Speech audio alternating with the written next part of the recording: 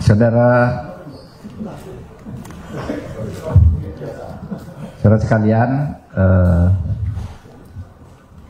sore ini tadi kami mengadakan rapat koordinasi dengan Kejaksaan Agung, dengan Mabes Polri, dengan Menteri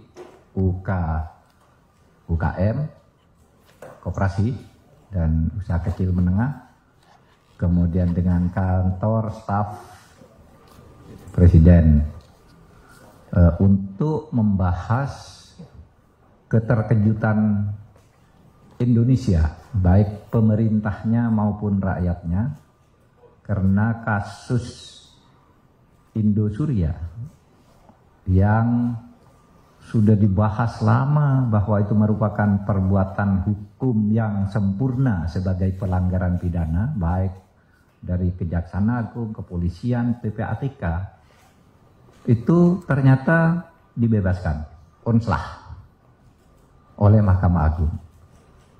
Kita tidak bisa menghindar dari keputusan Mahkamah Agung untuk mengganti kata kita harus menghormati. Saya sekarang akan mengatakan tidak bisa menghindar karena itu putusan Mahkamah Agung. Ya. Mungkin kita tidak perlu menghormati, kita tidak bisa menghindar gitu aja kan bisa. Nggak bisa apapun gitu karena itu putusan Mahkamah Agung. Karena apa? Itu dakwaannya udah jelas, pelanggaran Undang-Undang Perbankan pasal 46. Menghimpun dana dari masyarakat padahal dia bukan bank tanpa izin, itu kan sudah jelas. Kemudian kalau dia mengatasnamakan koperasi, 23.000 orang yang menggugat ini bukan anggota koperasi nyimpen uang di situ, kan tidak boleh. Bisa juga masuk ke pencucian uang kan dakwaannya dari itu, tapi tetap bebas. Nah oleh sebab itu kita tidak boleh kalah untuk menegakkan hukum dan kebenaran. Pemerintah, Kejaksaan Agung akan kasasi. Kita juga akan membuka kasus baru dari perkara ini karena tempus delictinya dan locus delictinya setelah korbannya masih banyak. Kita tidak boleh kalah untuk mendidik bangsa ini berpikir secara jernih dalam penegakan hukum. Dalam pada itu, pemerintah juga akan segera melaksanakan putusan PKPU, Peradilan Niaga, ya, yang sudah memenangkan itu pemerintah ya, nasabah atau penabung untuk ya mengambil harta itu untuk dibagi. Itu putusan pengadilan, cuma masalahnya sekarang pengurusnya masih yang lama. Nanti kita akan melakukan langkah hukum. Dan untuk jangka panjang, panjang dalam arti di luar panjang sesudah ini, tidak panjang-panjang amat kalau waktunya, kita mohon pengertian kepada DPR. Kita akan merevisi Undang-Undang Koperasi.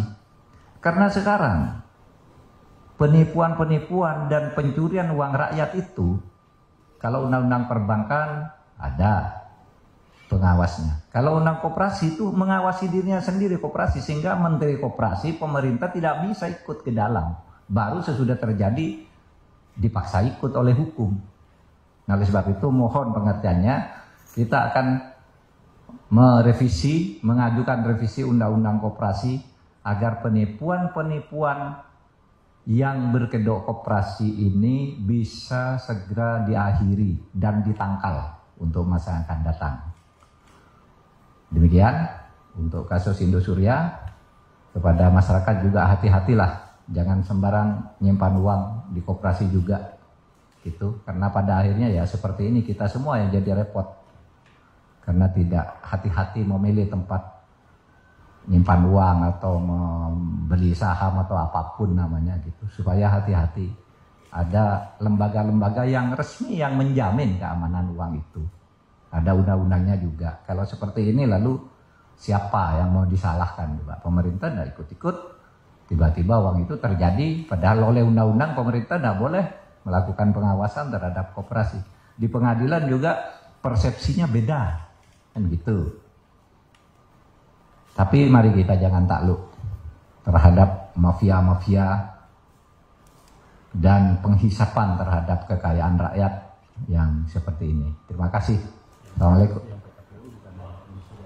Ya, yang PKPU tadi yang sudah diputus di peradilan niaga itu jumlahnya 8 ya.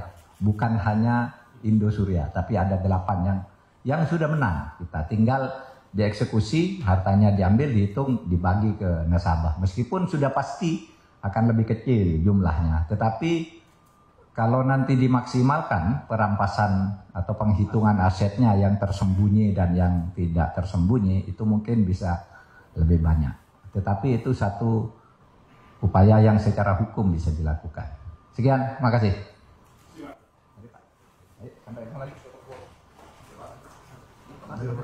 Ayo, Pak Agus.